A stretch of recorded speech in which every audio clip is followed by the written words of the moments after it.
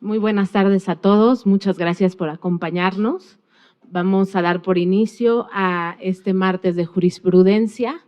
Quiero agradecer en primer lugar la invitación a la directiva regional del primer circuito de la JUFED y a la Escuela Federal de Formación Judicial, a la Fundación Aguirre Azuela Chávez Jáuregui y a la Academia Mexicana de Jurisprudencia y Legislación.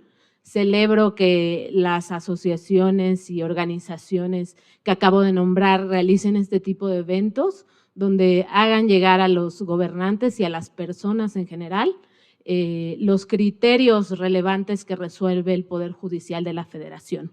Me parece que en el momento en el que se está viviendo es sumamente relevante que todas las personas conozcan la labor de los órganos jurisdiccionales de este país y sobre todo del Poder Judicial de la Federación.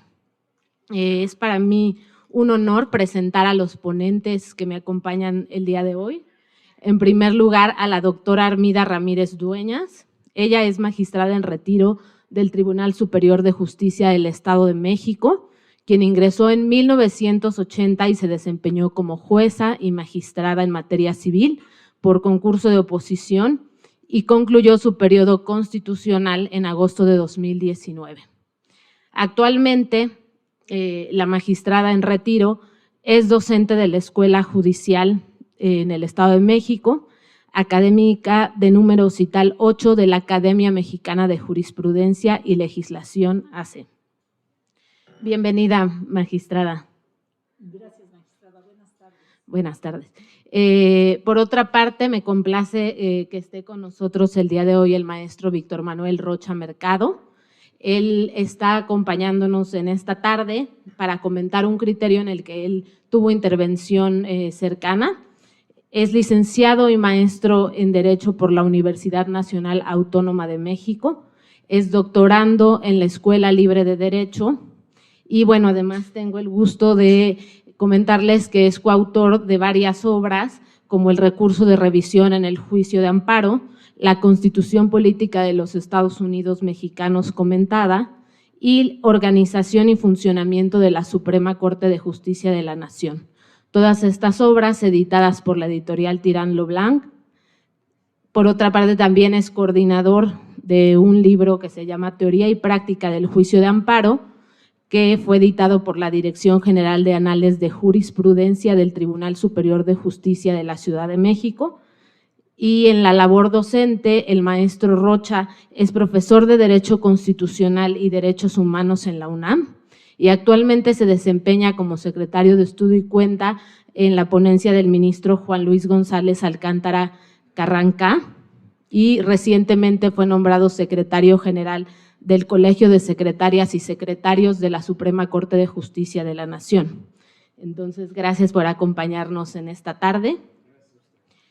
En esta ocasión vamos a comentar, como les fue informado, tres criterios, tres jurisprudencias relevantes que fueron publicadas el 14 y 21 de abril, es decir, hace menos de un mes, y tienen como punto en común estas tres jurisprudencias que abordan el tema del derecho a una justa indemnización. Por una parte, las primeras dos jurisprudencias, que son las 63 y 64, ambas de 2023, las emitió la primera sala de la Corte.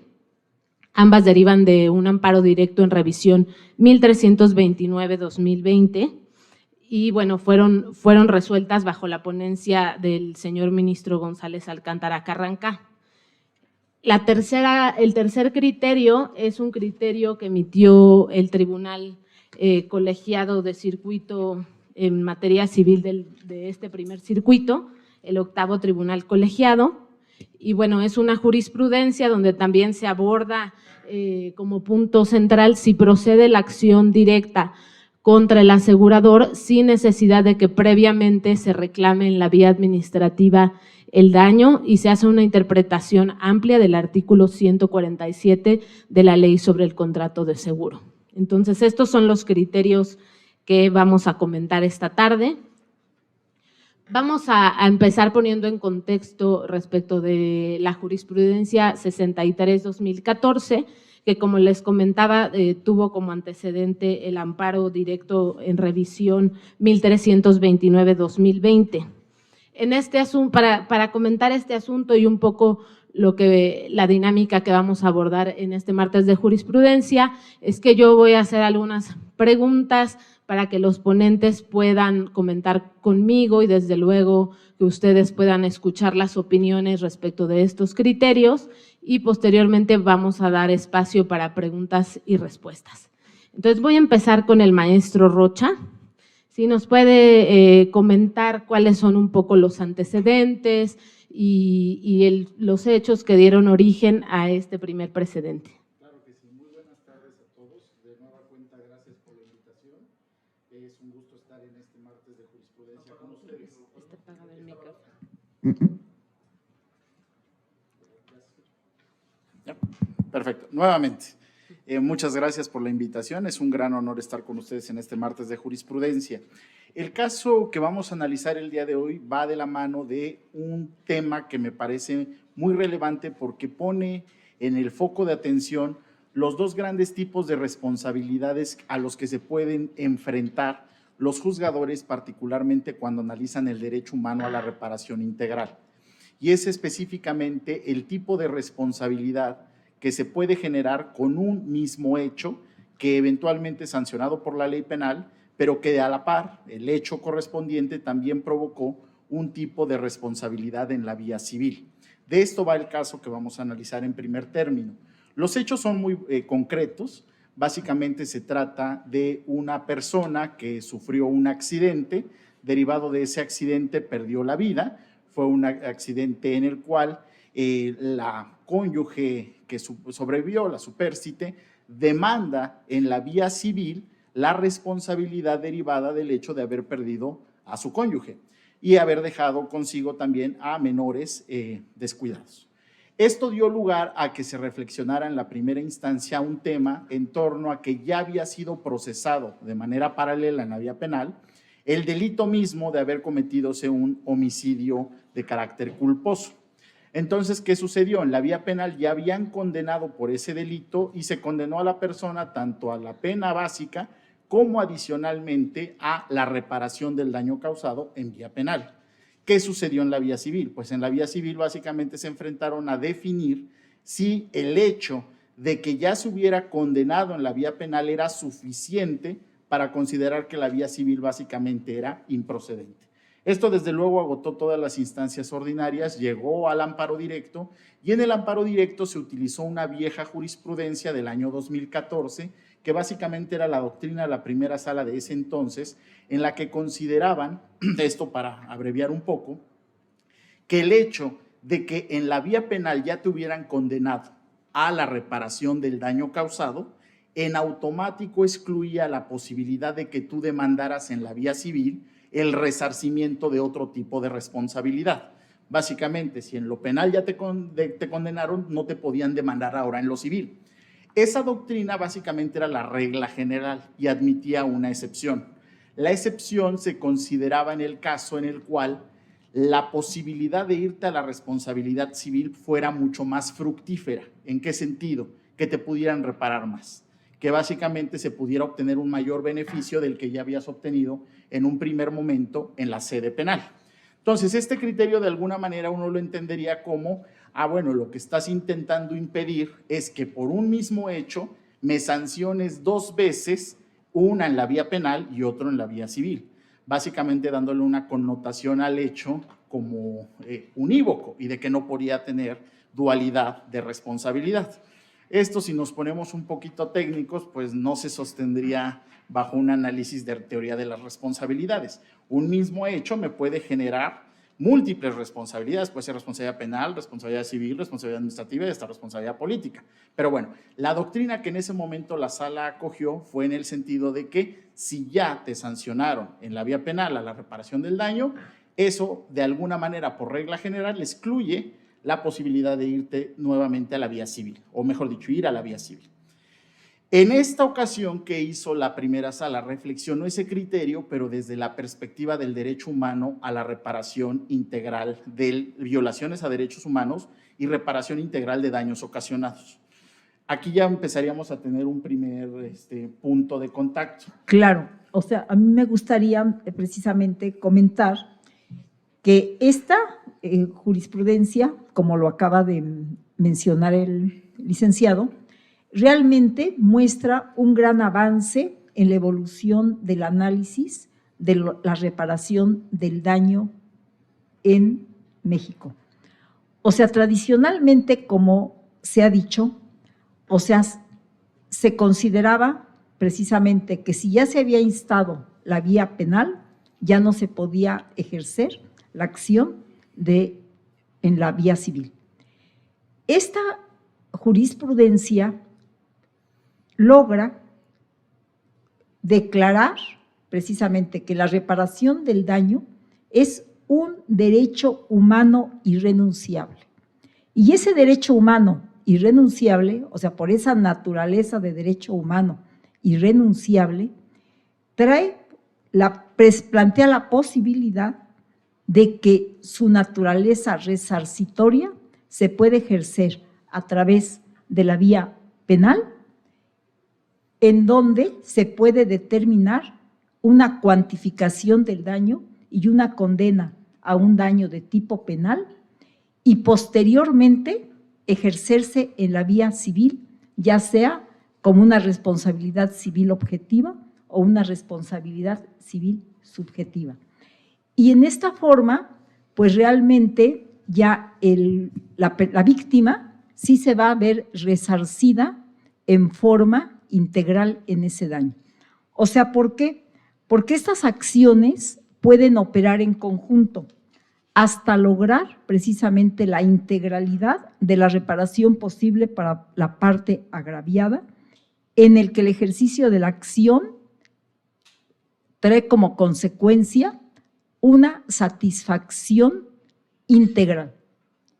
Entonces, nosotros nos damos cuenta cómo la Corte abandona el criterio, ese criterio que, como lo ha expresado, tradicional ya de muchos años anteriores, porque ese criterio es del año 2014, y en el que efectivamente se impedía y obstaculizaba que una vez que ya había habido una sanción de carácter penal, se pudiera ejercer la acción de naturaleza civil.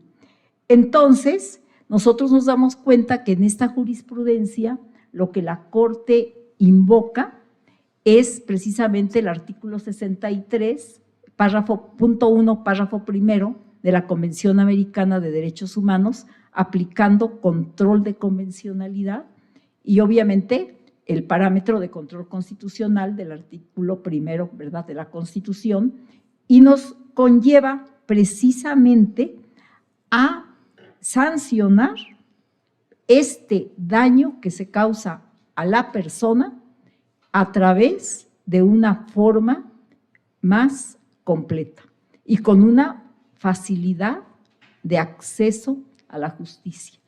Y además, en esta jurisprudencia hay dentro de los hechos, o sea, que analiza la Corte, pondera muy a fondo la circunstancia de que en la materia penal, o sea, cuando se analizó el ilícito en la vía penal, se llegó a un acuerdo reparatorio. Entonces, en este acuerdo reparatorio se estableció precisamente una cuantificación de ese daño. Y por ello es que cuando se condena a la aseguradora inicialmente por el juzgado de primera instancia, o sea, únicamente se le condena precisamente a la reparación del daño que convinieron en ese acuerdo reparatorio y ya en la vía civil únicamente a que se pague el excedente. La Corte hace, como nos hemos dado cuenta y hemos estado analizando, la Corte hace un análisis muy profundo de lo que son los acuerdos reparatorios a la luz del artículo 17 de la Constitución. Y no únicamente analiza y dice, este acuerdo reparatorio se llevó a cabo sin que el Estado cumpliera con esa obligación dual que tiene en relación con los acuerdos reparatorios. Que esa obligación dual consiste precisamente en, ¿nos puede comentar? Claro. Sobre este punto que nos acaba de señalar la magistrada, hay que tener en cuenta una cuestión de distinción muy interesante. Como veníamos diciendo, el criterio de la Corte, el que se abandonó, traía la noción de que una vez que yo te condenaba en la vía penal, ya tú no podías venir a reclamar en la vía civil la responsabilidad correspondiente. Sentenciar. ¿Y qué sucedía en los casos que motivó la reflexión de la primera sala?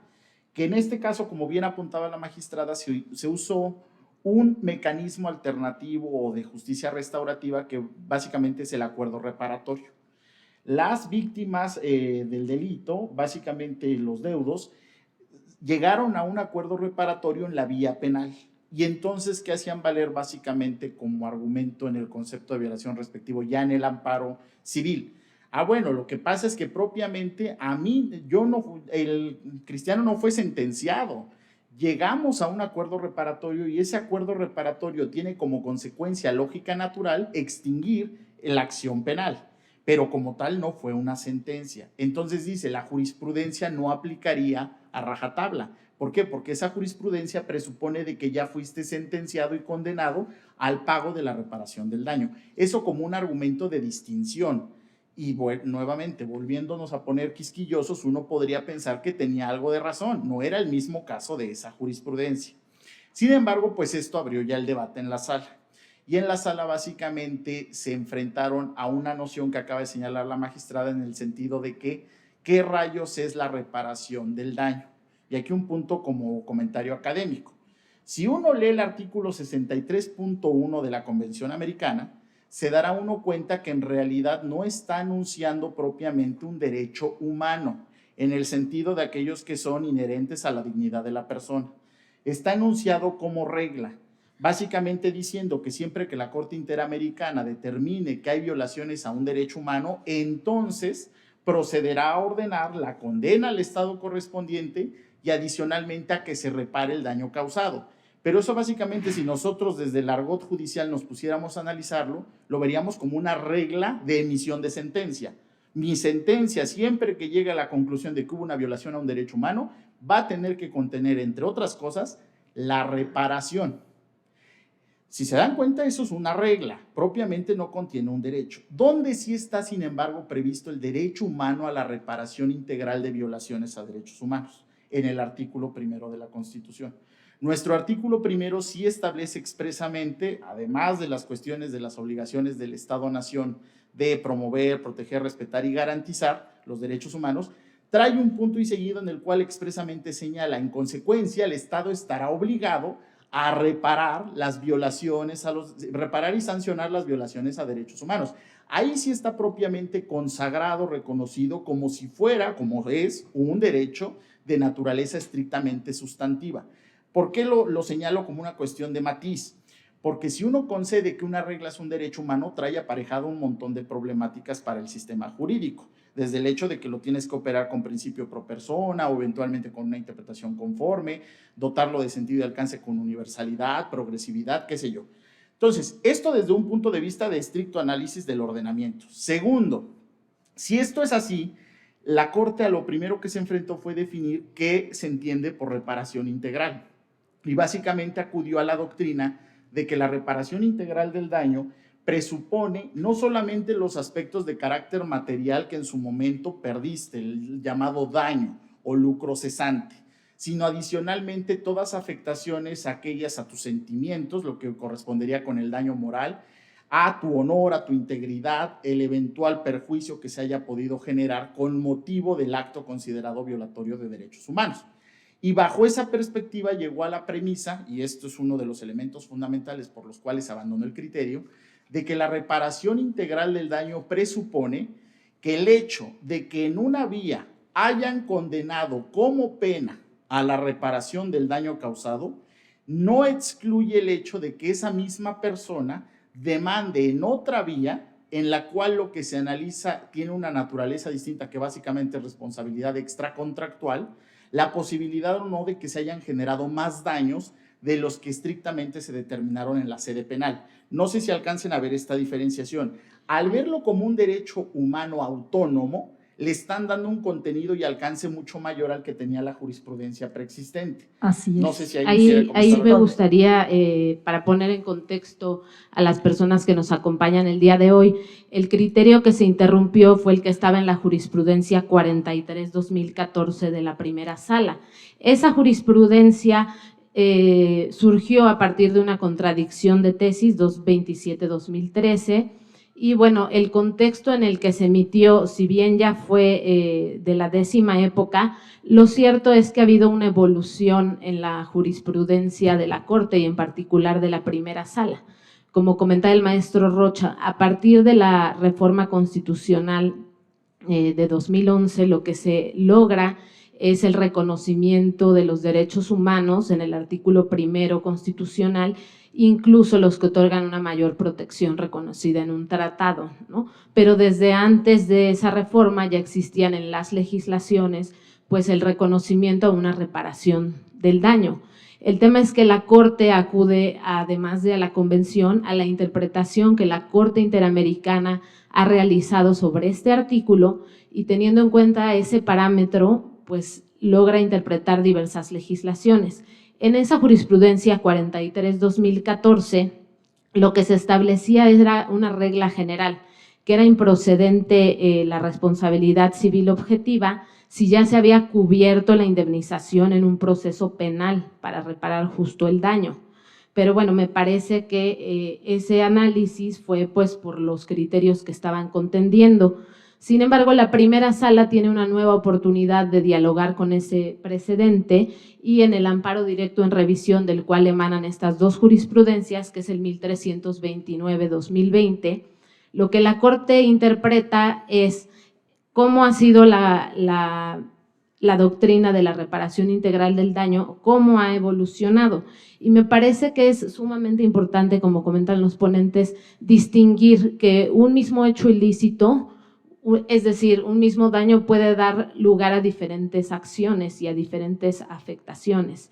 Entonces son vías independientes que corren, digamos, de manera paralela, pero son completamente independientes. En el asunto que analiza la primera sala, deriva desde luego de una cuestión penal. Recordemos que en materia penal cambiamos un modelo de justicia restaurativa, ¿no? Donde ahí la necesidad es reparar y adoptar mecanismos alternos de solución de conflictos, y así se establece en el Código Nacional de Procedimientos Penales e incluso en la Ley Nacional de Mecanismos Alternos de Solución de Controversias. Entonces, en materia penal, pues desde luego que la Corte al resolver esto señala que es necesario interrumpir esa jurisprudencia para ahora sí dar un reconocimiento autónomo, ¿no? Y continuar con esta doctrina en materia de daño. Entonces, esto es lo que nos comentan los ponentes de cómo son vías diversas. Adelante, magistrada. O sea, a mí precisamente me gustaría puntualizar en las precisiones que hace la Corte en esta jurisprudencia. O sea, una precisión es que eleva, ya lo dijimos, a derecho humano la reparación del daño. O sea, que es un derecho humano irrenunciable que el Estado debe garantizar.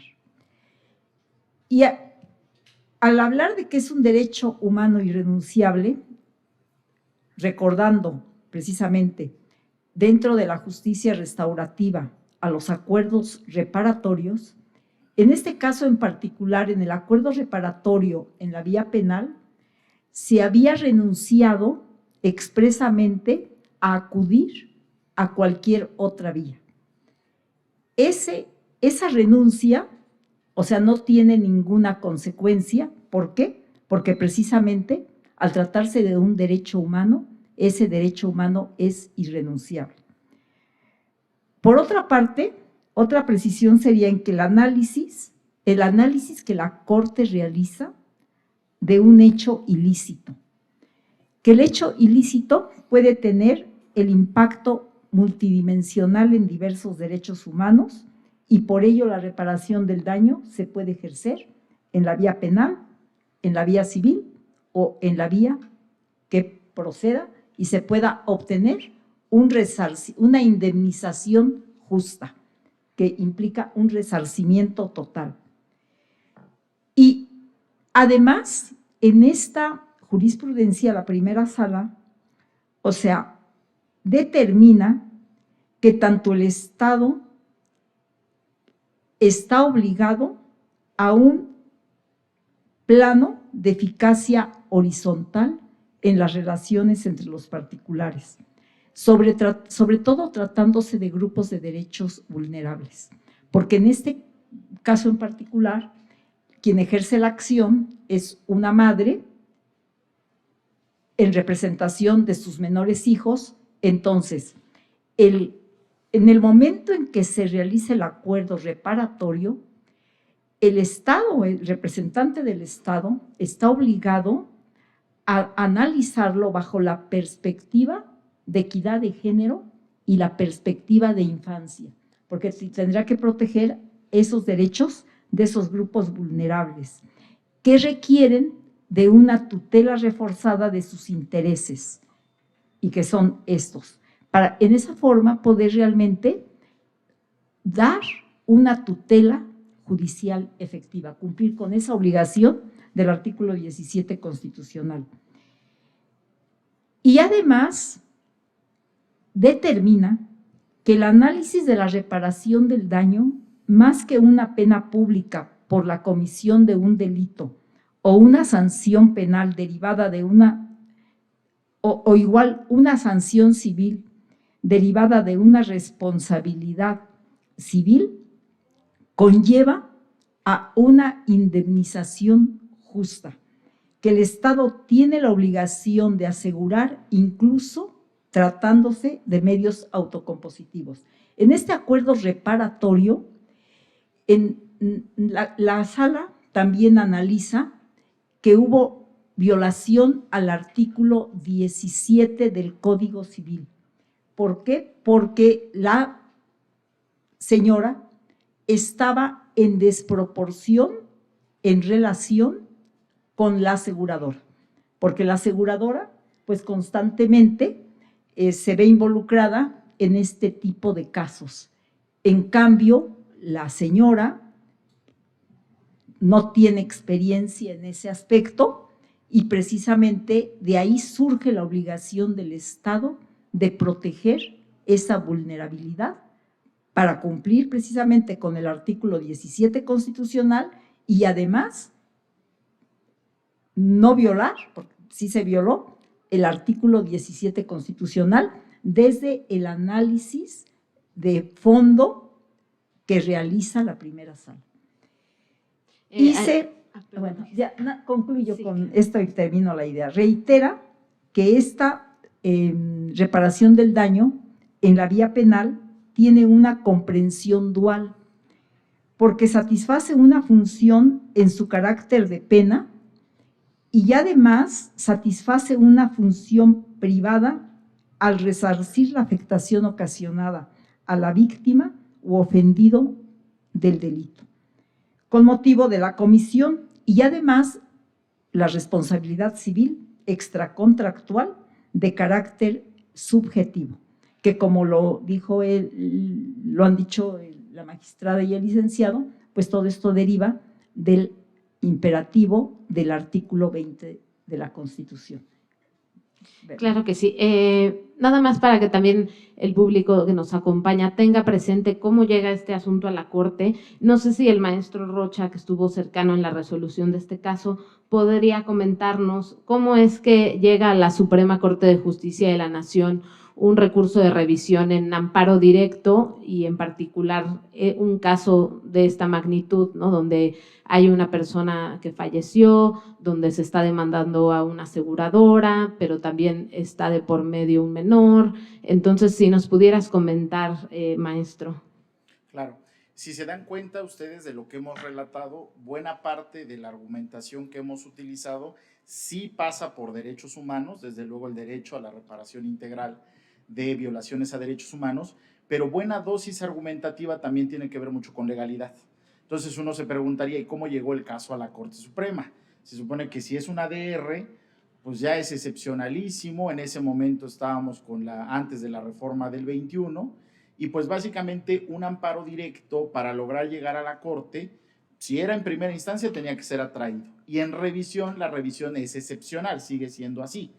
Básicamente se tenían que cumplir los dos requisitos que hasta la fecha subsisten, hoy con otras palabras el segundo, pero es por una parte que haya una cuestión propiamente constitucional, y por el otro, en ese entonces, que la cuestión constitucional tenga importancia y trascendencia, hoy en día que revista un interés excepcional para el orden jurídico.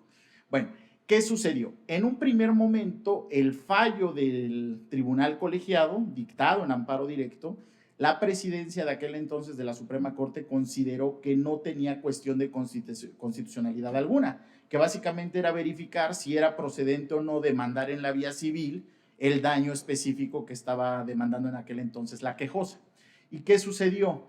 Se fueron a un recurso de reclamación. Como la presidencia desechó el amparo directo en revisión, se fueron a un recurso de reclamación, y en el recurso de reclamación, que fue presentado bajo la ponencia del ministro Pardo Rebolledo, se consideró que había un tema de constitucionalidad porque el tribunal colegiado había interpretado, por una parte, el artículo 17 de la Constitución en la parte de justicia alternativa y de solución de controversias, particularmente porque estaba de por medio un acuerdo de composición entre las partes, un acuerdo reparatorio, y por el otro lado porque también se estaba o tenía el potencial de definir el sentido y alcance del derecho humano a la reparación integral. Y esto es muy importante, no es la reparación del daño a secas, es reparación integral.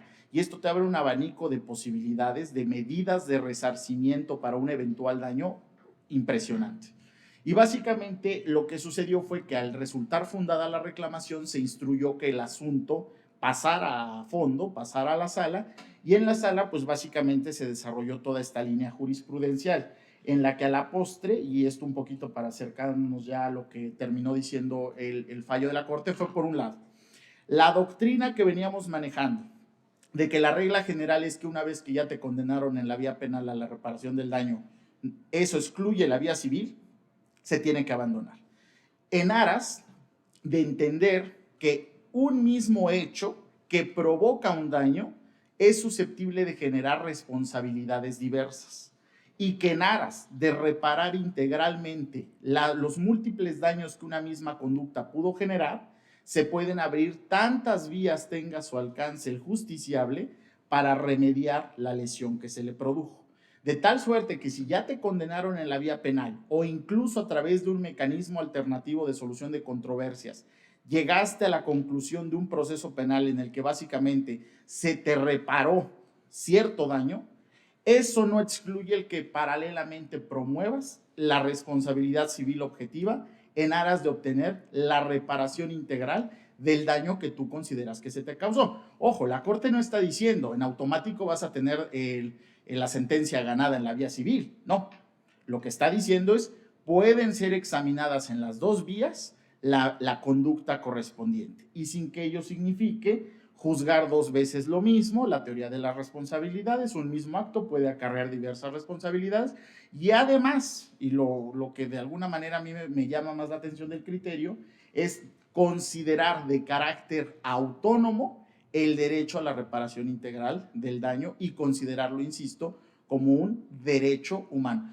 Y un último apunte, porque por eso lo señalaba al inicio, recordar que cuando nosotros le damos el carácter a cualquier norma del sistema de derecho humano, eso es una carga poderosísima. ¿Por qué? Porque básicamente te obliga a que tu metodología de estudio del caso cambie. Tienes que operar con principios interpretativos de mayor expansión, como el pro persona, que es un principio interpretativo. Hace rato la magistrada hacía referencia al Código Civil. Bueno, ahí estamos en plano de legalidad. Imaginemos que llevamos esa violación, que es el hecho de que haya lesión en un acto jurídico, que la lesión como acto jurídico la lleváramos a rango de derecho humano. Pues esto nos detonaría un verdadero problema en el sistema jurídico, porque ahora cómo lo tendríamos que operar e interpretar. De tal suerte que si este es el nuevo criterio de la Corte, tiene sus matices, a pesar de que este sí tuvo aprobación unánime. En este caso, solo la señora ministra presidenta, ahora presidenta, Piña Hernández, formuló algunas salvedades en las consideraciones. El criterio que se abandonó en su momento solo obtuvo 3 votos, pero como venía de contradicción de tesis, ahora de criterios, pues prevaleció. Hasta ahí dejaría el comentario. Me parece muy importante esta reflexión, ¿no? Destacar cómo ha sido la evolución en la reparación integral del daño, como comentaba, pues como vamos a ver en el siguiente caso, la ley del contrato de seguro ya establecía el derecho a una indemnización, ¿no? Este derecho pues siempre ha estado en Código Civil, en mercantil, en varias legislaciones, pero justo pues destacar que el cambio de paradigma sí se genera incluso desde la novena época, porque desde ahí se van construyendo criterios a finales de la novena época del derecho a una justa indemnización. Recordemos nada más para poner en contexto que llegaban asuntos donde se había causado una afectación al derecho a la salud y entonces desde ahí la Corte va fijando cuál es la vía en esos casos, ¿no? Y también ahí se llega un poco a establecer incluso que ciertos montos que son límites para condenar al daño, son inconstitucionales y desde ahí empieza a generarse una serie de precedentes donde se va evolucionando y sí considero que de forma progresiva a obtener y a llegar a estas dos jurisprudencias donde ya hay un cambio de paradigma porque ahora ya se tutela el derecho humano a una reparación integral. Como comentaban los ponentes, pues como esto deriva de la Convención Americana sobre Derechos Humanos y la interpretación que de este artículo ha hecho la Corte Interamericana, pues justo al acudir a esos criterios es que la Suprema Corte va ampliando. ¿Y qué es lo que logra el Poder Judicial Federal con estas sentencias? A mí me parece que es una justiciabilidad de los derechos, ¿no? De los derechos humanos y bien pues de obtener una reparación integral. Magistrada, no sé si gusta comentarnos desde su óptica y con la experiencia tan amplia que ha tenido en la función jurisdiccional, ¿cuál es su opinión acerca de cómo las autoridades jurisdiccionales, a partir de la reforma constitucional, pueden realmente garantizar la protección a los derechos humanos ya al resolver casos concretos como este que nos ocupa? Bien, bueno, a partir de la reforma de derechos humanos, por lo que respecta a la materia, ustedes saben que la materia civil y la materia mercantil, al igual que la administrativa, son materias de estricto derecho. A partir de la reforma de derechos humanos, nos atrevemos a manifestar que ya quedó obsoleto, o sea, esa forma de resolver. O sea, porque con la inclusión de los derechos humanos, cuando en un caso de la materia civil o de la materia mercantil hay grupos vulnerables, ya no hay estricto derecho. ¿Por qué? Porque los juzgadores están obligados precisamente a garantizar y a proteger esos derechos humanos. Entonces, nosotros vemos muy claro, en este caso en particular, en estos casos que vamos a comentar, esa evolución. Porque toda la teoría de las responsabilidades en la materia civil, si nosotros recordamos y si ustedes recuerdan, digo, todos nosotros como abogados, pues son instituciones jurídicas de carácter muy técnico. Actualmente, ese tecnicismo está superado precisamente por obtener realmente una reparación del daño, resarcir a la víctima y a la persona que ha sufrido el daño en forma integral. Es un gran avance y créanme que como usted lo dice, o sea, yo inicié en ejercicio de función jurisdiccional en 1980, o sea, de esa década de los 80s a este momento actual, hay una transformación enorme en beneficio de la sociedad.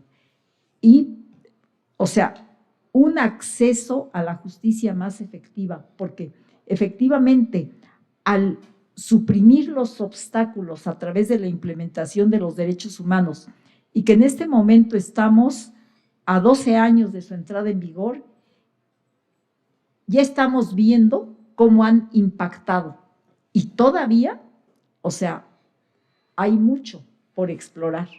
Gracias. Muchas gracias, magistrada. Bueno, pues me parece que hasta aquí estaría cubierta el diálogo respecto de estas dos primeras jurisprudencias. Pasaríamos ahora, si me lo permiten, a comentar el criterio del octavo tribunal colegiado en materia civil de este primer circuito, relativo a que el seguro de responsabilidad civil procede esta acción directa contra el asegurador sin necesidad de que previamente se demande en la vía administrativa y se declare responsable al asegurado, ¿no? Esto es la interpretación que hizo el tribunal colegiado acerca del artículo 147 de la ley sobre el contrato de seguro. Es una cuestión que está relacionada con reparación del daño, porque este artículo, como van a comentar los ponentes, pues contempla la reparación del daño únicamente, no le da ninguna connotación particular, y vamos a ver cómo la interpretó el octavo tribunal.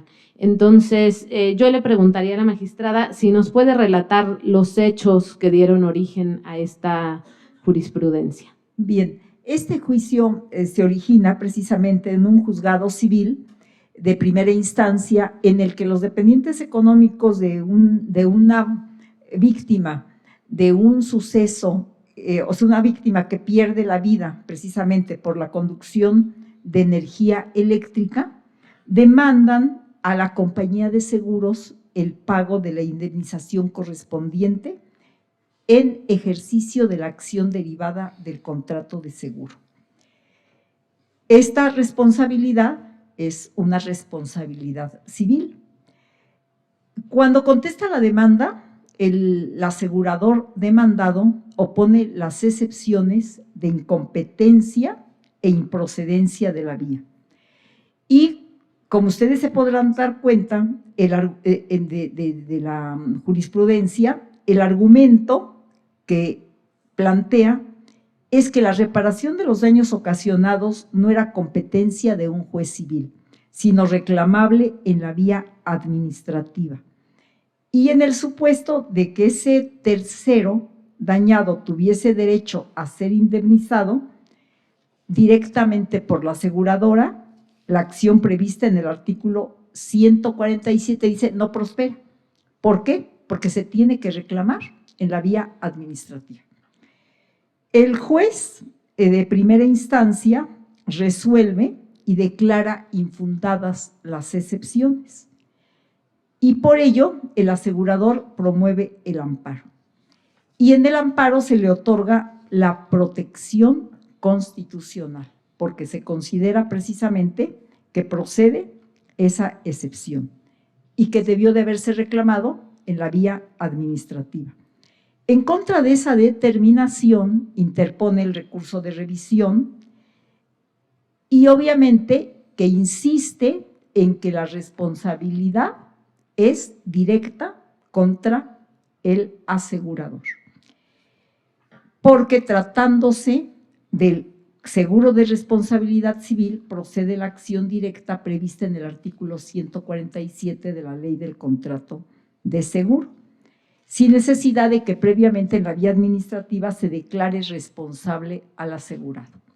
O sea, esto, lo que él pretende es que se considere criterios jurisprudenciales de otras ejecutorias en donde ya se ha determinado que todo lo relativo con la distribución de la energía eléctrica es obligación, si hay un daño, obligación de repararlo del Estado. ¿Por qué? Porque se considera que es una responsabilidad directa y objetiva por una actuación, una actividad, un actuar irregular por parte del Estado. Y entonces la ley que aplica es la ley de responsabilidad patrimonial, ¿sí? La Ley Federal de Responsabilidad Patrimonial. Bien, cuando resuelve el colegiado determina que no, que la vía adecuada es la vía civil, porque aquí no se trata, no se está dentro del supuesto del artículo 109 de la Constitución de la actividad de la actuación irregular del Estado, sino que se está ejerciendo una acción precisamente que tiene que ver con la conducción de la energía eléctrica, que precisamente es para lo que se contrató ese seguro y que por lo tanto la vía civil es la adecuada. Perfecto, magistrada. Pues sí, como comentan los antecedentes de este asunto, ya el tribunal colegiado había resuelto, ¿no? Justo es una jurisprudencia donde, pues ahí en los asuntos que integraron esta jurisprudencia, se analizaba por la parte quejosa si realmente resultaba aplicable una jurisprudencia de pleno de la Corte, que es la 4/2021, en la cual se analizó si los daños que causa la Comisión Federal de Electricidad únicamente en la actividad relacionada con la prestación del servicio de transmisión y distribución de energía eléctrica eran reclamables en la vía administrativa. Esta jurisprudencia del Pleno de la Corte, la 4/2021, derivó de una contradicción de criterios y justo ahí la Corte analizó que en tratándose de estos dos tipos de actividades que realiza la Comisión Federal de Electricidad, a pesar de ser ya una empresa productiva del Estado, sí podían reclamarse en la vía administrativa a partir de lo previsto en la Ley Federal de Responsabilidad Patrimonial del Estado. Entonces, este era el argumento que hacía valer sobre todo las aseguradoras, diciendo, no me reclames directamente a mí el daño, primero reclámale al órgano que fue el responsable de generar ese daño y una vez que se determine que ese órgano es responsable, entonces sí acude a partir de lo previsto en la ley del contrato de seguro a demandar el daño en su caso a la aseguradora. Me parece que esta es relevante porque también va de la mano con el otro precedente y las jurisprudencias comentadas. La reparación integral del daño, si bien está prevista en el artículo 1 constitucional como derecho humano, como comentó el maestro Rocha, con el matiz interpretativo del sistema interamericano, me parece que, bueno, también está previsto en el artículo 109 el derecho a una justa indemnización. Cuando ahí el causante sea el Estado. ¿Por qué? Porque se reúne y se acredita que hay una actividad administrativa irregular. Entonces, pues cuando el causante del daño es una empresa del Estado o el Estado mismo, pues entonces la Corte ha fijado en algunos precedentes que la vía idónea para lograrlo, con sus matices en cada vía, pues es la vía administrativa a partir de esta figura de responsabilidad patrimonial del Estado. Entonces, este es el argumento que se plantea en este asunto en defensa para que la aseguradora no sea en ese momento, ¿no? Pues la responsable y a la que analicen la acción y la condenen en su caso al pago de daño. Me parece que van un poco de la mano porque este artículo 147 de la Ley del Contrato de Seguro, pues justo lo que establece es esto, ¿no? Que realmente debe de reclamarse este daño, debe de obtenerse un daño a la aseguradora, ¿no? El seguro contra la responsabilidad atribuye ese derecho a la indemnización directamente al tercero dañado, quien en su caso se considera beneficiario del seguro desde ese momento, ¿no? Entonces, me parece que esta interpretación es muy relevante y me gustaría saber la opinión del maestro Rocha también en este criterio de tribunal colegiado. Sí, muchas gracias. Yo cuando lo leí, francamente, me generó mucho entusiasmo de que este nuevo tipo de reflexiones sobre un tema que de suyo genera discusiones bien interesantes. En su momento a mí me pareció una discusión cuando la magistrada Monse todavía estaba en la Corte Suprema del tema del huevo y la gallina. ¿Qué fue primero, el huevo o la gallina? ¿En qué momento puedo o no puedo demandarle al Estado la responsabilidad patrimonial? Recordarán esos viejos criterios en los cuales se decía, para que tú acudas, en ese entonces era el 113 constitucional, para que tú acudas a demandar responsabilidad por actividad administrativa irregular del Estado, primero debe de haber una sentencia de nulidad en la que ya se haya dicho que el acto administrativo era nulo de pleno derecho. Y solo así ya entonces podías demandar la responsabilidad patrimonial del Estado. ¿Qué dijo la Corte en su momento? Pues esa interpretación es sumamente restrictiva, porque además de que el que te anulen un acto en sede judicial no necesariamente implica que hayas actuado de manera irregular, esto presupone además que el justiciable tenga que agotar múltiples vías antes de lograr hacerse con una indemnización en la que de suyo el que está en una mejor posición institucional es el Estado. El Estado es el que en todo caso, ya con los nuevos criterios, tiene que demostrar si su actuar fue o no regular. Y entonces se dio paso a decir, bueno, lo primero que tiene uno que entender es que la responsabilidad patrimonial del Estado corre por cuerda separada. ¿En qué sentido? No necesitas irte al juicio de nulidad primero para ya poder posteriormente demandar al Estado. Esto también se dio un poquito en la materia de procuración de justicia. Recordarán ustedes aquellos casos en los cuales se decía, bueno, al Poder Judicial, primero a las fiscalías y después al Poder Judicial, no se le puede atribuir actividad administrativa irregular, no se le puede demandar por eso. ¿Por qué? Pues porque es el Poder Judicial. ¿Y qué dijo la Corte? No necesariamente. Incluso el Poder Judicial puede cometer actos administrativos por naturaleza, de naturaleza estrictamente administrativa, que sí generen un daño a los particulares que no tienen la obligación de resentir. Y respecto de ese tipo de actividades, sí se le puede demandar al Poder Judicial de los estados o el federal la responsabilidad patrimonial del Estado. Entonces se dio un paso adelante. Llegamos al emblemático caso de las indígenas que fueron condenadas a prisión por supuestamente haber privado de la libertad a agentes federales. En ese emblemático caso, ustedes recordarán que se condenó al Estado, desde el punto de vista de la rama de procuración de justicia, por haber sometido a un proceso criminal a personas que de suyo no lo tenían por qué haber soportado y que básicamente abrió la puerta a pensar el llamado error judicial. Hoy en día ya hay precedente de la Corte, fue un amparo directo en revisión del Pleno de la Corte en el que se dijo que sí hay error judicial en México, derivado específicamente de la Convención Americana sobre Derechos Humanos, no del 109 constitucional. Pero ¿a qué voy? Los criterios en esta materia de qué debo demandar primero, paulatinamente han ido avanzando al punto tal en el cual ya se ve propiamente la materia de responsabilidad patrimonial del Estado como una área autónoma que perfectamente tiene ciertos estándares de prueba que no necesariamente implican que tú agotes o una vía penal o una vía de nulidad, una vía administrativa o contenciosa administrativa.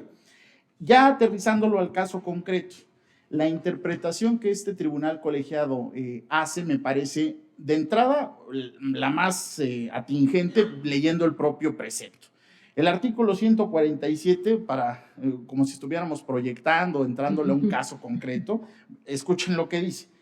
147 de la Ley del Contrato de Seguro, al disponer, el seguro contra la responsabilidad atribuye el derecho a la indemnización directamente al tercero dañado, quien se considerará como beneficiario del seguro desde el momento del siniestro.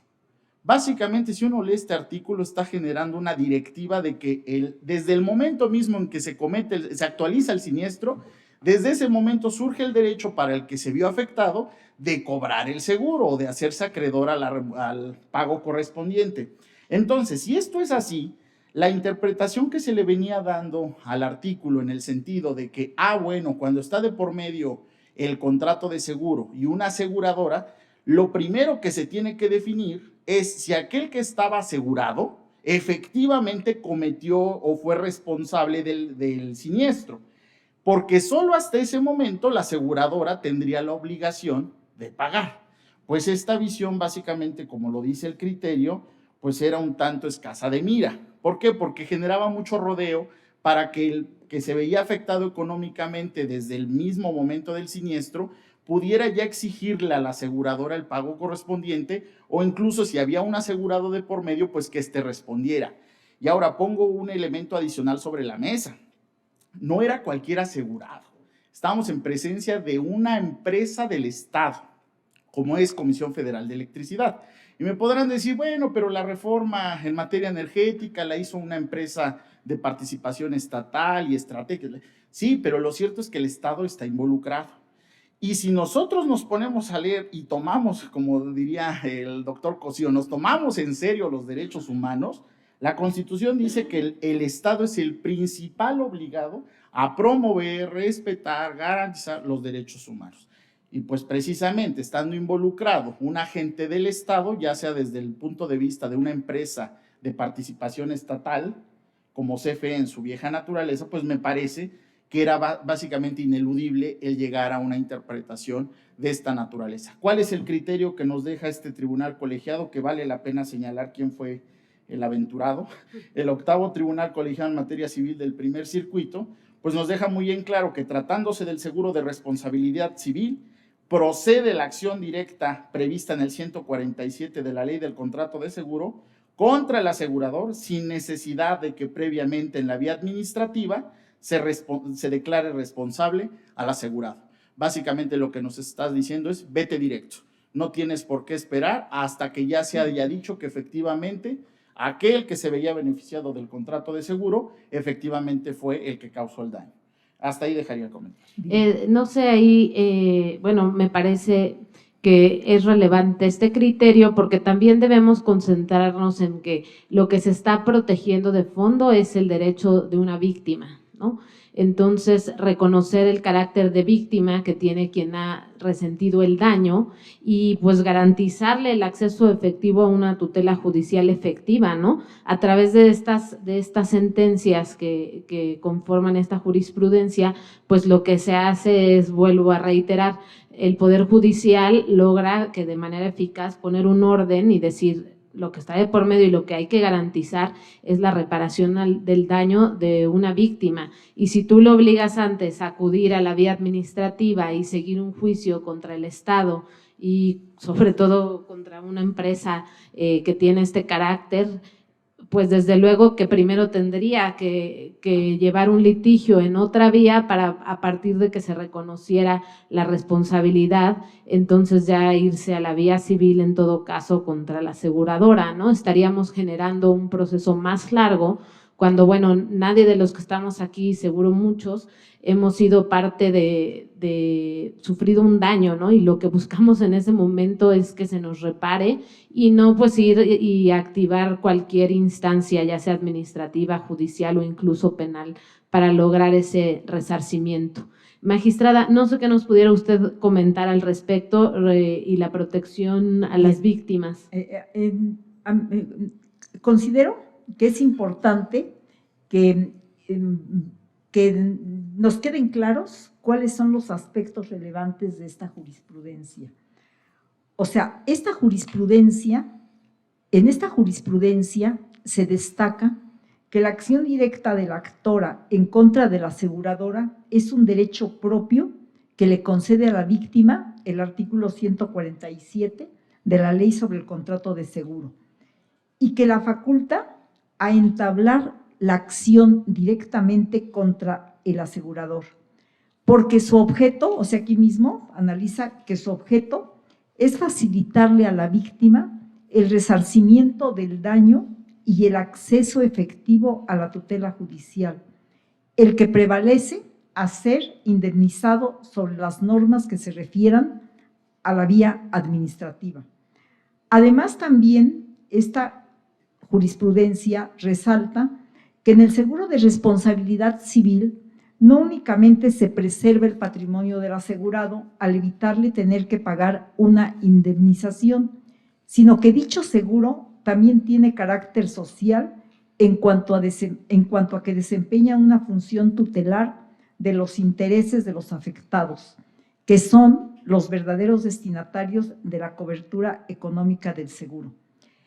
También destaca que la finalidad del artículo 147 sobre el contrato de seguro es que la acción directa permite a la víctima o a sus herederos o dependientes acceder de mejor manera a una tutela judicial efectiva y a la indemnización que le corresponde en cuanto a esa violación a su derecho humano del daño que se le causó y a esa reparación de su derecho humano, que es el que finalmente prevalece sobre las normas que aluden a la vía administrativa.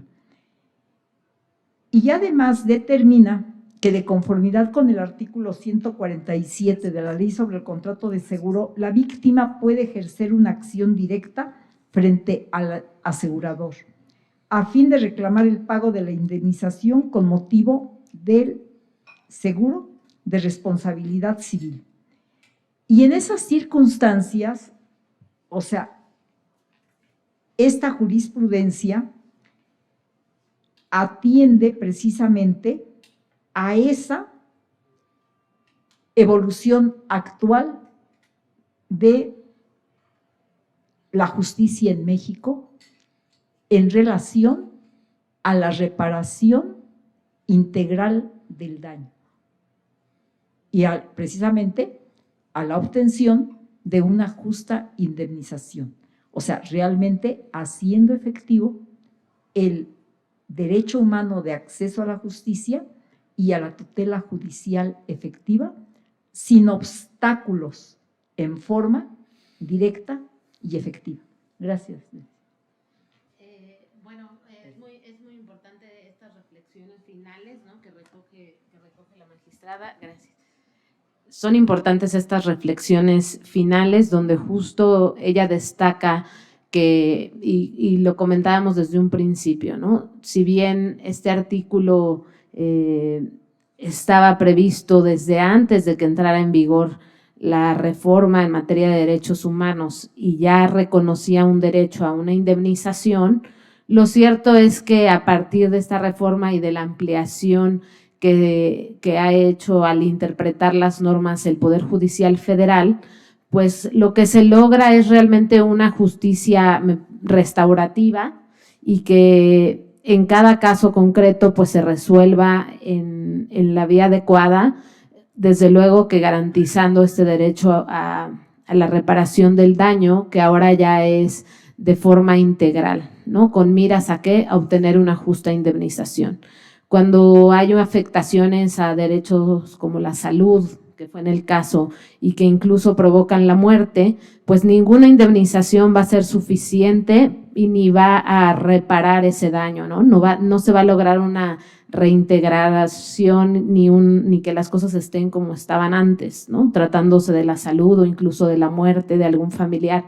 Sin embargo, sí tienen las víctimas el derecho a una reparación integral y este comprende distintas medidas, ¿no?, que debe llevar a cabo el Estado, que debe garantizar el Poder Judicial Federal y bueno, cuando está de por medio un particular, pues desde luego que en cada caso, atendiendo a la acción que se ejercite con las cargas respectivas, pues se debe de lograr una sentencia que haga eso, ¿no?, que las víctimas realmente obtengan sin mayor ánimo una reparación integral del daño. No sé si tenga el maestro Rocha algún otro comentario, si no pasaríamos a las preguntas y respuestas que, bueno, les pediría me dijeran cuál es su nombre y a quién va dirigida la pregunta. Y si no, aquí las contestamos. Muchas gracias.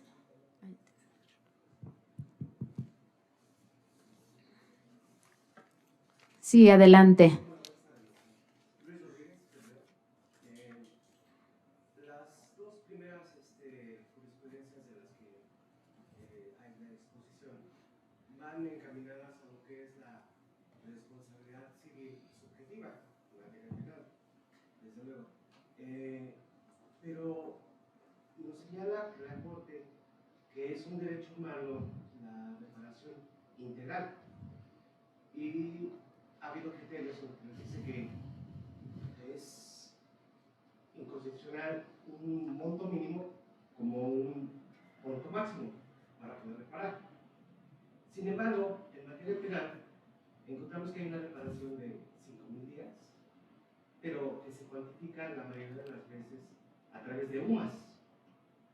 Y en materia civil, nos señala en 1913 y 1915 que la reparación debe ser en términos de 5.000 días por el salario mínimo más alto en relación al artículo 512 de la Ley Federal del Trabajo.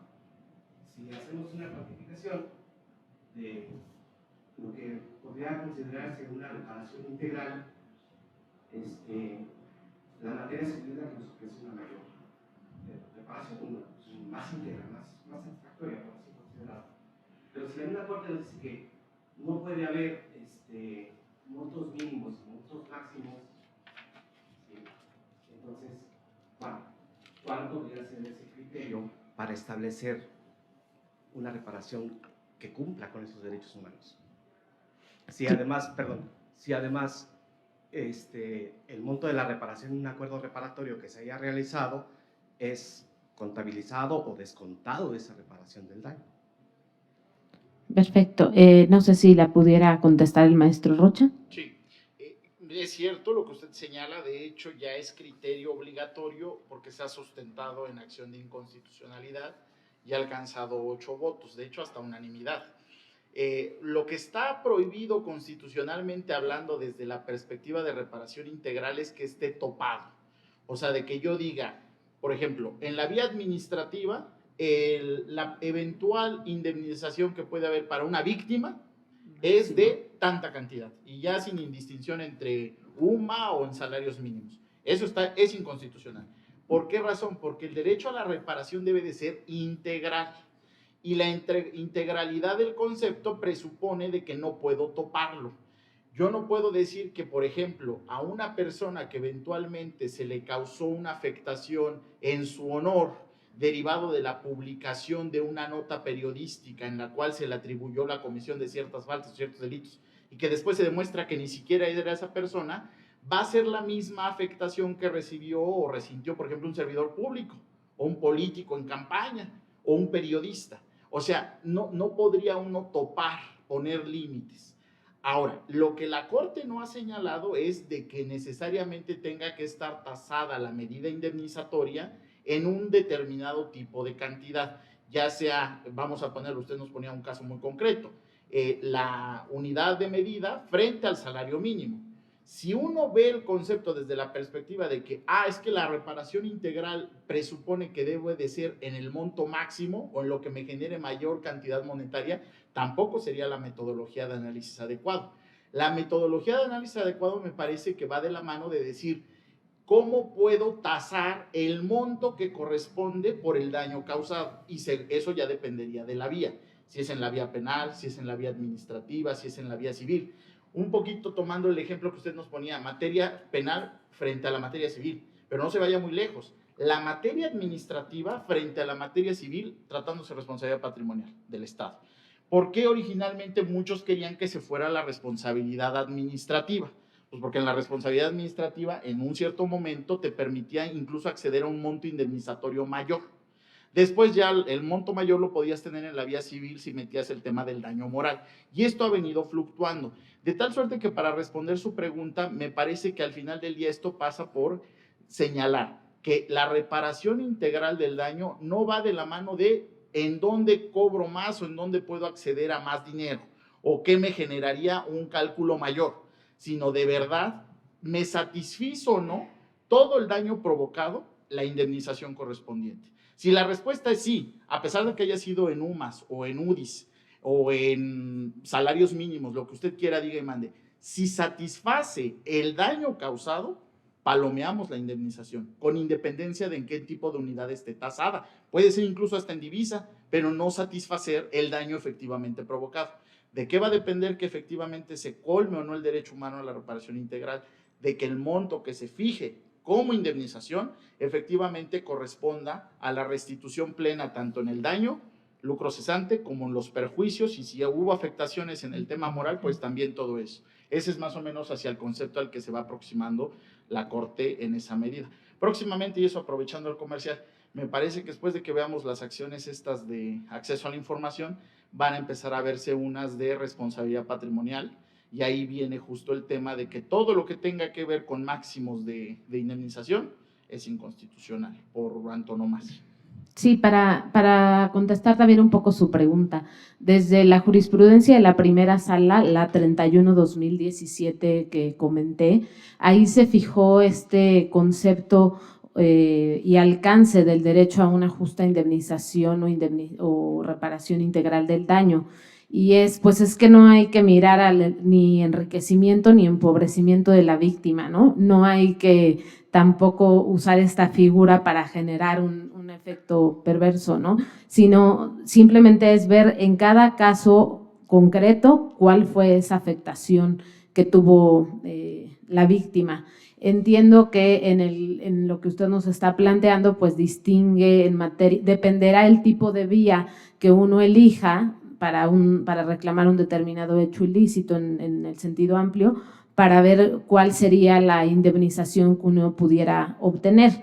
Recordemos que a pesar de que la Corte ya ha dicho que lo que está prohibido es que existen y se limite con montos y topes máximos, el juez debe analizar y lograr una cuantificación justa y equitativa atendiendo a los hechos del caso, ¿no? A cuál es el tipo de daño y, como comentaba, si se puede resarcir de una forma económica o no. Entonces, pues en tratándose de, por ejemplo, la vía civil, pues está la figura de los daños punitivos, ¿no?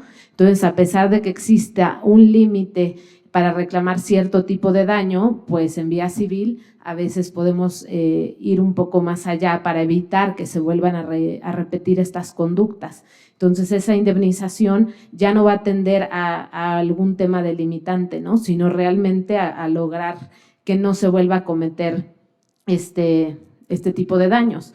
Mientras que, pues sí, en figuras como vía administrativa, la responsabilidad patrimonial del Estado, pues ya la segunda sala de la Corte ha dicho que no se puede ahí pedir daños punitivos contra el Estado, ¿no? Ha sido un poco más limitada. Entonces, para contestar su pregunta, pues dependerá la vía que se elija, ¿no? Y el tipo de daño. Cuando son daños a la salud, por regla general, pues sí nos dirige, por ejemplo, a la Ley Federal de Responsabilidad Patrimonial del Estado, a la Ley Federal del Trabajo para cuantificar, pero los tribunales, justo atendiendo a este concepto de reparación integral o justa indemnización, valorando el contexto, pues es como fijan estas indemnizaciones. Y bueno, materia penal pues no escapa, y como veíamos en el primer caso, este acuerdo se logró justo entre la víctima y la persona que se estaba siguiendo la acción penal, ¿no? Justo para llevar a una reparación. Entonces, me parece que habría que ver cada vía y lo que se pretenda obtener. No sé, magistrada, si tuviera algún otro comentario a partir de la pregunta. Coincido con ustedes en que todo va a tener precisamente que resolverse en relación con las particularidades del caso y el caudal probatorio que se aporte al procedimiento, ¿sí? Y bueno, igualmente, o sea, habrá casos en que el juzgador esté obligado a llegarse también de medios probatorios. Habrá que determinar precisamente si se está dentro de esos supuestos. Bien, gracias. Gracias. No sé si alguien más tuviera alguna pregunta. Adelante.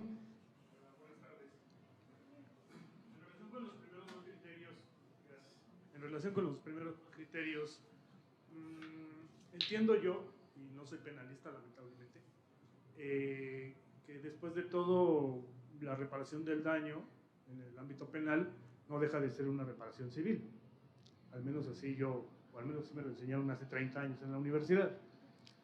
Si un juez penal, bajo el argumento de que va a resolver sobre la reparación del daño, acude a reglas civiles como debe de ser, y precisamente en cumplimiento a la garantía de reparación integral del daño hace un estudio civil de esa reparación del daño y determina una correspondiente indemnización, ¿Será el caso que podrá ser revisado todavía o podrá ser ampliada esa indemnización por un juez civil en un procedimiento civil?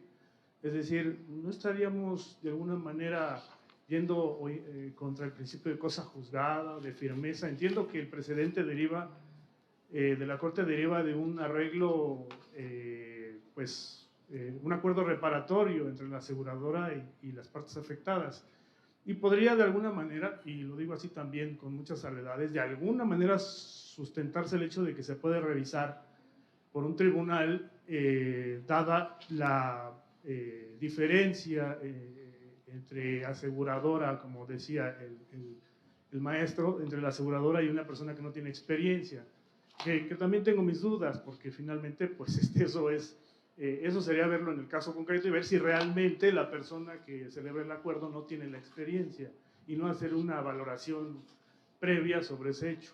Pero bueno, el tema es o sea, si ya el juez penal hizo un análisis civil de la reparación del daño, ¿no iríamos contra el principio de cosa juzgada permitiendo abrir la posibilidad de que en un procedimiento civil otro juez que tiene las mismas facultades, está investido de imperio y de jurisdicción, hiciera un análisis de nueva cuenta sobre ese tema como lo propone la tesis? Eso es por lo que hacen las dos primeras tesis.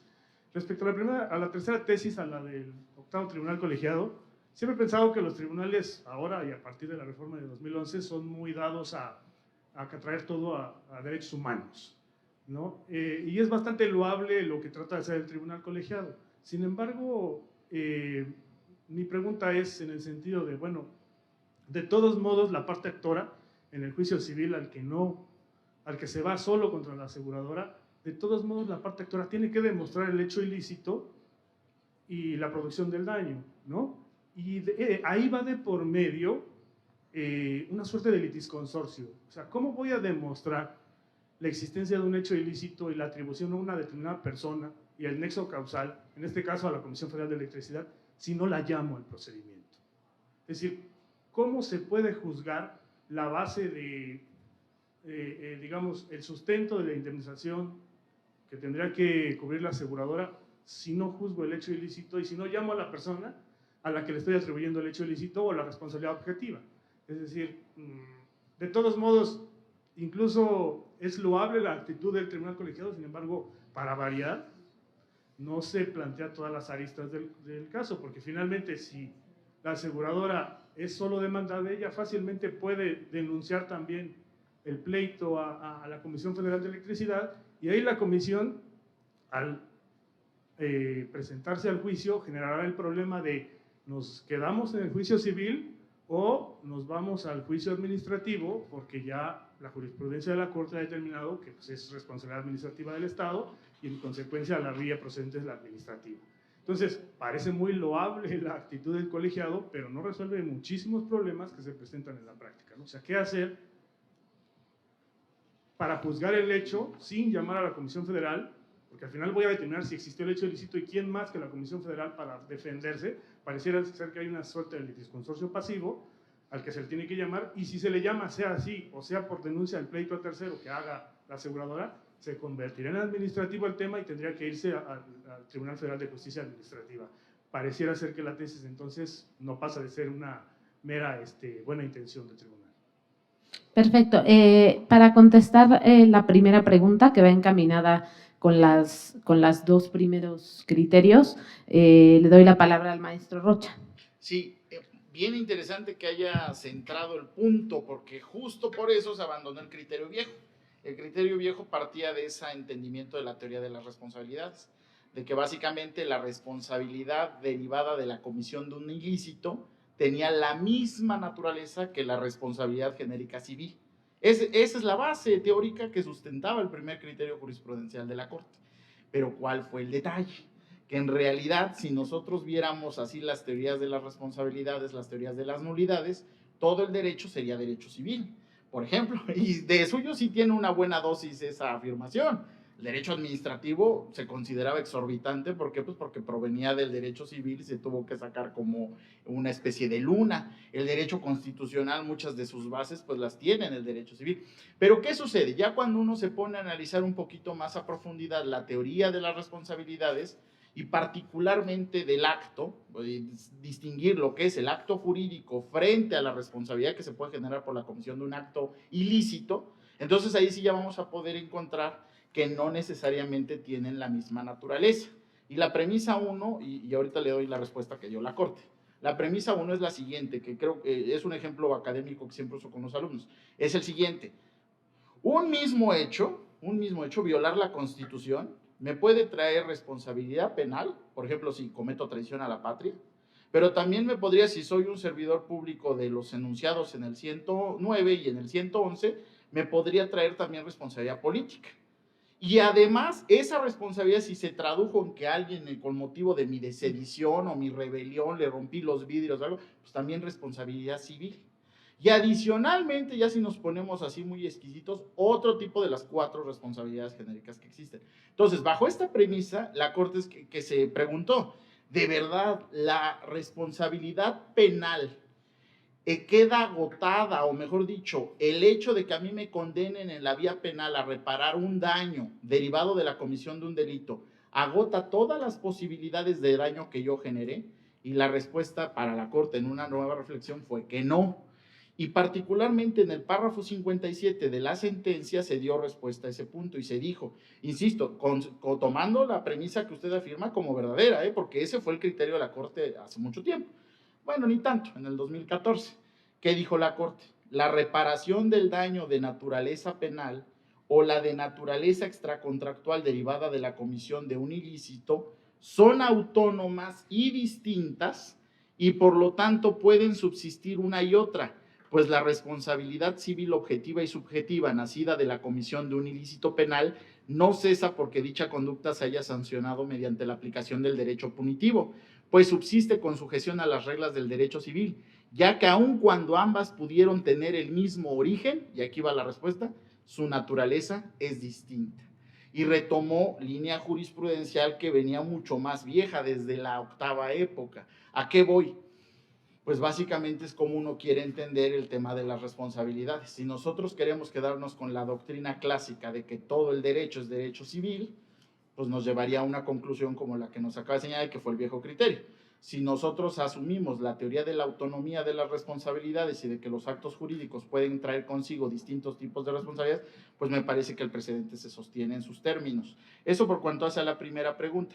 Y la segunda interrogante, yo también comparto que después de la reforma, no solamente yo, me parece que hay muchos escritos al respecto, de que después de la reforma del 2011 en materia de amparo y derechos humanos, porque vinieron de la mano la del 6 y la del 10 de junio del 11, se empezaron a crear muchos artículos, libros, ensayos, criterios jurisprudenciales que celebraban la reforma.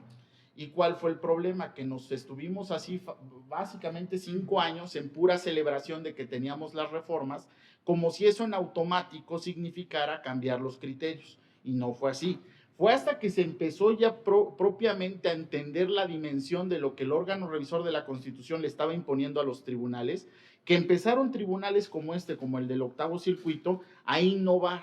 Y me parece que es cierto un aforismo que dice que el infierno está pavimentado de buenas intenciones, pero es justo a través de este tipo de criterios que eventualmente la Corte Suprema llegará a revisar que se puede avanzar, porque de lo contrario nos quedaríamos con líneas jurisprudenciales pues básicamente petrificadas.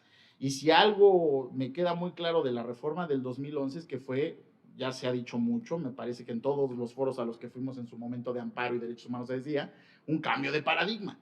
¿Y qué implica un cambio de paradigma? Dejar el ver del derecho como originalmente lo veíamos. Yo les digo mucho a los alumnos de licenciatura y hasta de maestría, si nosotros pensáramos el derecho exclusivamente con los métodos y herramientas que utilizábamos en el pasado, pues imagínense si nos siguieran operando la vesícula o el apéndice como se operaba en la época del Alto Imperio Otomano. Pues difícilmente sobreviviríamos, ¿sí me explico? Me parece que la reforma sí llama a innovar. La segunda sala en algún momento llegó al criterio extremo de que tribunal que se aventaba a innovar, pues hasta daban vista. Hubo un caso muy emblemático en el que un tribunal innovó y ejerció control difuso, me parece, y la segunda sala dio vista al Consejo de la Judicatura Federal. Pues me parece que ese tipo de cuestiones, lejos de incentivar a que uno se anime a modificar o repensar las categorías conceptuales de los criterios, pues nos deja estáticos. Yo dejaría hasta ahí mis 2 comentarios sobre esas interesantes preguntas que nos hacía el maestro. Yo quisiera nada más completar un poco la respuesta a la primera pregunta que usted tenía. A mí me parece que pues sí hay una distinción muy clara en materia penal, ¿no? Ahí sí no comparto tanto su comentario en el sentido de que en materia penal pues aplican lo mismo que si fuera en materia civil. ¿Por qué razón? Recordemos que hubo una transición en materia penal a un modelo de justicia restaurativa y esto implicó la necesidad de que se priorizaran la solución de los conflictos y el resarcimiento justo del daño sufrido a las víctimas. Ese fue el eje rector de la reforma en materia del sistema penal acusatorio y que tuvo como cambio diametral las reformas al artículo 16, 17, al artículo 20 de la Constitución 21, donde se estableció ahí muy claro desde 2008 que esta justicia restaurativa debía de dar lugar a la adopción de diversos mecanismos alternos de solución de conflictos. Entonces, para contestar un poco esta pregunta, pues la reparación a la que se llega en la vía penal me parece que sí atiende a lo que está previsto en el Código Nacional de Procedimientos Penales en forma de acuerdo reparatorio y otros mecanismos, y recordemos que también hay una ley nacional de mecanismos alternativos de solución de conflictos, de controversias en materia penal. Entonces me parece que, bueno, esto va de la mano con el criterio de la primera sala que señala que los jueces y las autoridades penales deben verificar estos acuerdos reparatorios, ¿no? Lograr que cumpla realmente con un estándar y con un parámetro que ya se ha desarrollado. Entonces no me parece que ahí sí difiero de que el juez penal pues hace lo que al final de cuentas hace un juez civil y entonces por lo tanto pues no tendría ninguna finalidad distinguir las vías, ¿no? Justo reiterar que lo que la Corte concluye es que se debe de lograr la justa indemnización y usted puede ir en la vía civil y ahí tendrá ciertas cargas probatorias y también en la vía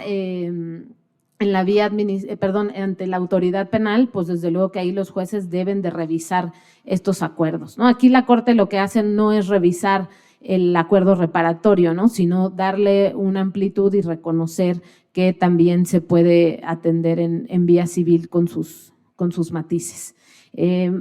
Respecto de la segunda pregunta, donde usted ahí nos señala que en el criterio del octavo tribunal colegiado en materia civil del primer circuito, que bueno, usted celebra que es loable, que realmente se dan estos criterios, pero que usted considera que realmente implica llevar, digamos, en vía civil frente a la aseguradora, donde tienen que llamar a CFE, pues me parece que desde luego que CFE, al ser la asegurada, desde luego que va a participar y puede hacer valer distintas pretensiones. Sin embargo, la Corte es clara en decir que la vía civil es independiente a lo que en su caso se debería de demostrar si uno elige la vía administrativa. Recordemos que la figura de la responsabilidad patrimonial del Estado tiene cargas probatorias muy diversas a la vía civil y desde luego que los docentes tendrán que demostrar CFE diversas cuestiones si es llamada al juicio en la vía civil o si se va directamente contra el Estado en vía administrativa con el tema de la responsabilidad patrimonial del Estado. Entonces, me parece que lo que hace el tribunal colegiado nuevamente es reconocer el derecho a la víctima y decir sí puedes demandar a la aseguradora desde el mismo momento que te causaron el daño sin que tengas que previamente irte a la otra vía. No sé, magistrada, si quisiera comentar alguna de las preguntas que nos plantearon.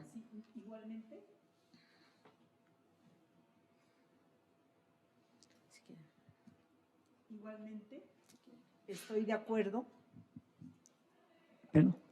en que, o sea, enfatizo, o sea, e insisto en que en estas jurisprudencias, o sea, la Corte clarifica la naturaleza de la acción de responsabilidad civil y la acción de responsabilidad penal.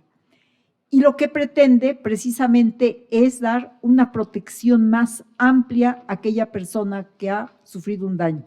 Y se trata, como bien se ha analizado, y bueno, ya aquí se ha estado comentando, abandona una teoría tradicional de las responsabilidades e incorpora un análisis y un estudio acorde con el artículo 1 constitucional y con el artículo 17 constitucional.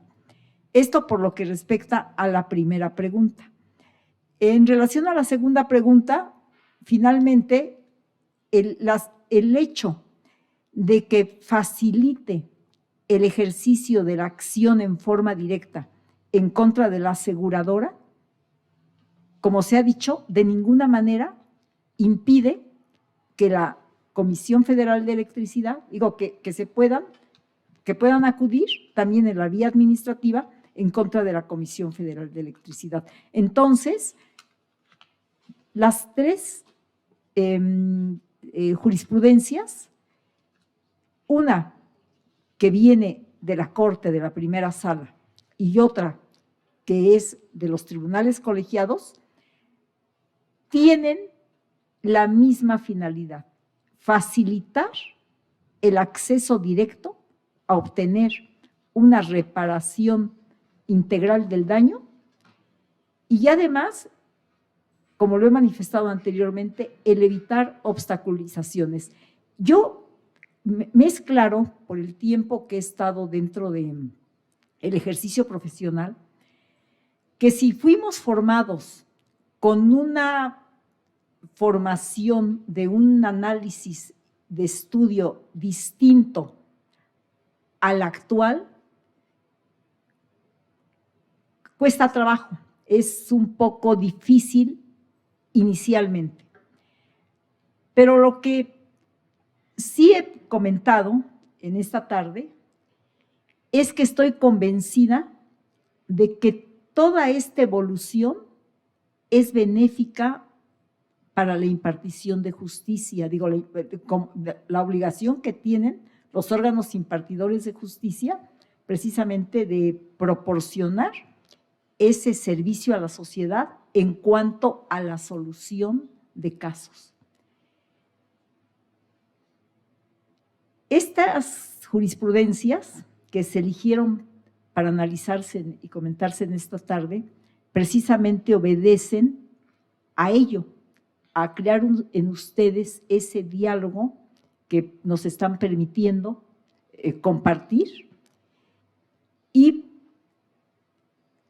obviamente que esto va a servir para que en las siguientes resoluciones que se analicen de casos que van a ser distintos, porque ustedes ya saben que en ocasiones decimos, es que hay casos similares.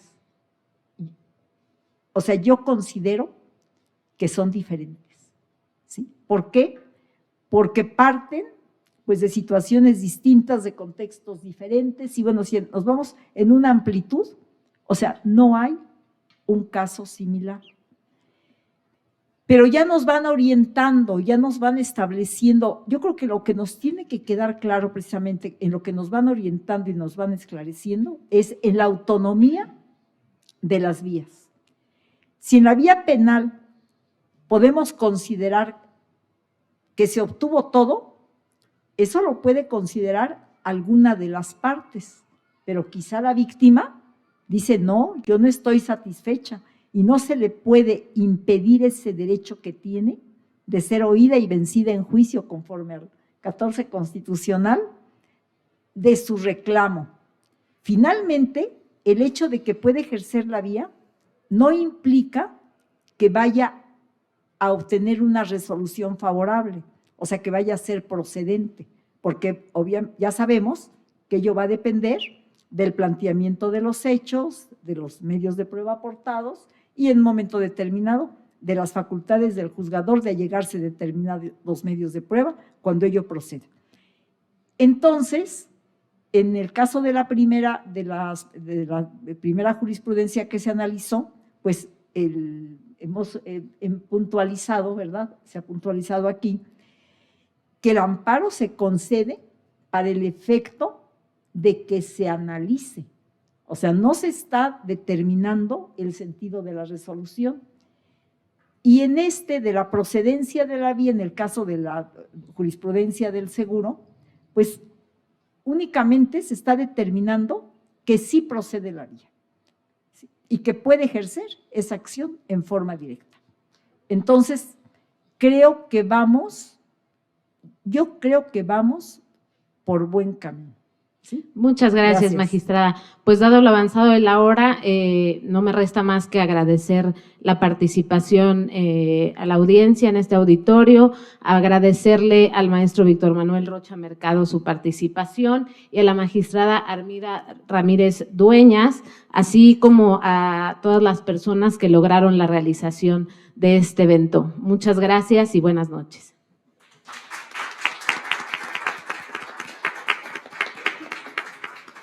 Voy a otorgar unos reconocimientos a la magistrada Armida.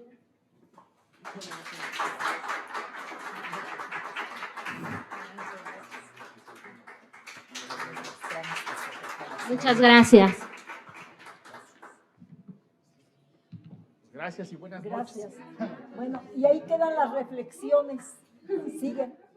Muy bien. Gracias. Sí, claro. Finalmente las reflexiones quedan, ¿sí? ¿Con su diploma? Así con su diploma.